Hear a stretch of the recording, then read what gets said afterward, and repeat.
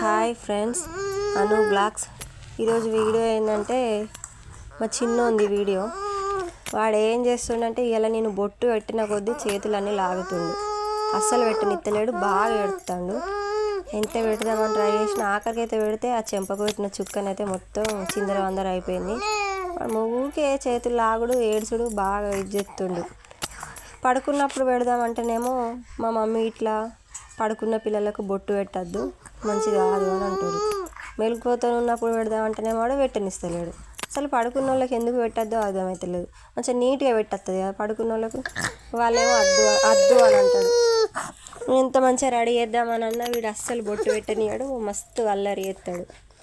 మా చిన్నోడైతే అస్సలు పెట్టనిస్తలేడు. అటో ఇటు చేసి పెడదామని ట్రై చేస్తున్నా, ఆడేమో ఏడుతూనే ఉన్నాడు. ఫ్రెండ్స్, చిన్నపిల్లలకు బొట్టు పెట్టుడు మస్తు ఇబ్బంది ఉన్నది.